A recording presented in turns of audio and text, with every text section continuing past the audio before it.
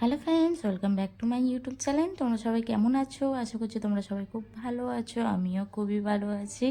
সত্যি বলতে এই ইদানিংকাল যা গ্যাসের প্রবলেমটা বেড়েছে বলার বাইরে। আমাদের এখানে তো গ্যাসের প্রচুর প্রবলেম। গ্যাস বুক করলে সেই 10-12 দিন পর গ্যাস দিচ্ছে। তোমাদের ওখানে কেমন কি গ্যাস দিচ্ছে আমাদের জানিও। তোমাদের কি গ্যাস নিয়ে খুব সমস্যা হচ্ছে? আমাদের এখানে তো ভালো সমস্যা হচ্ছে। জানি পুরো ওয়েস্ট বেঙ্গলেই সমস্যাটা হচ্ছে। যাই হোক, আমি এখানে সকালবেলা প্রথমে ঘরটাকে ঝাঁট দিয়ে দিচ্ছি। আমার শাশুড়ি, আমার দেওর, আমার শ্বশুর, আমার বর সবাই কাজে বেরিয়ে গেছে। সেই জন্য আমি একাই আছি ঘরে। আমি ঘরটাকে ঝাঁট দিয়ে দিচ্ছি। আর এটা আমাদের ভাড়া বাড়ি। যে মানে দিদা আর দাদু থাকে উপরে, তারা বাইরে গেছে। আর আমি সেই জন্য পুরোপুরি একা, উপরেও কেউ নেই, দিদা দাদু কেউ নেই, সব বাইরে গেছে, ঘুরতে গেছে আর কি। এখানে আমি একটু কিশমিশ ভেজানো, বাদাম ভেজানো খেয়ে নিয়েছিলাম। নিয়ে নেওয়ার পর যা টিফিন করেছিল সব বাসনগুলো আস্তে আস্তে করে ধুয়ে নিচ্ছিলাম, কেন কি আদার্স তো আর কোনো কাজ ছিল না ঘরে। গ্যাস নেই, গ্যাসটা শেষ হয়ে গেছে, আর হোটেল থেকে নিয়ে খাবার আসছে, তার জন্য অল্পই বাসন বেরিয়েছিল। আমি বাসনগুলোকে ভালোভাবে মেজে নিচ্ছি।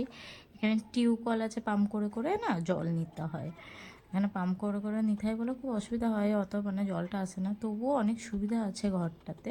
তোমরা কে কে ভাড়া ঘরে থাকো আমাকে কমেন্ট করে জানিও, আর কে কে নিজেদের ঘরে থাকো ভালোভাবে কমফর্টে আমাকে সেটাও জানিও। সত্যি বলতে আমার ফ্যামিলি অনেকই ভালো, সেটাতেই আমি অনেক খুশি আছি। এবার ঘর বাড়ি নিয়ে তো আমি উপরে যাব না, যেমন আছি তেমন খুবই ভালো আছি। তো এখানে বাসন ফাসন সব মাজা হয়ে গেছে, আমি নিয়ে চলে যাচ্ছি। সত্যি বলতে কেউ না থাকলে ঘরটা খুব ফাঁকা ফাঁকা লাগে, পুরোপুরি নিজের মতন করে গুছিয়ে নিতে হয়।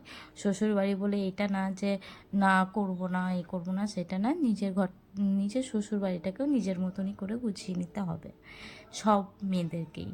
বিয়ের আগে তুমি কি করলে না করলে দেখার দরকার নেই, কিন্তু বিয়ের পর তোমাকে সব কিছুই গুছিয়ে চলতে হবে।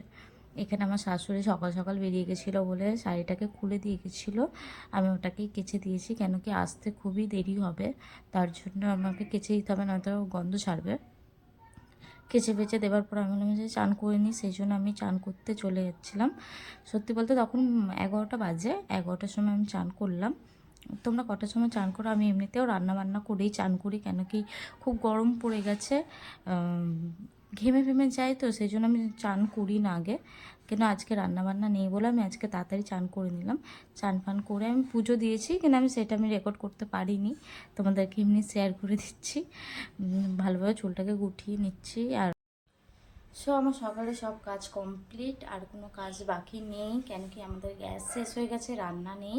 সেই জন্য হোটেল থেকে খাবার নিয়ে আসবে, তার জন্য আমাকে রান্না করতে লাগবে না। যেটুখানি কাজ ছিল সেটুখানি সব হয়ে গেছে। সব কিছু তো শেয়ার করে উঠতে পারিনি, যেটুখানি পেরেছি সেইটুখানি তোমাদের দেখিয়েছি। ভালো লাগলে লাইক করে দিও, কমেন্ট করে দিও, শেয়ার করে দিও। দেখা হচ্ছে নতুন ভিডিওর সাথে। আর আমার কেমন ধরনের ভিডিও তোমরা দেখতে চাও আমাকে কমেন্ট করে জানিও। কিছু চ্যালেঞ্জ ভিডিও যাই হোক, আমি সেটা অবশ্যই চেষ্টা করব পূরণ করার। বাই।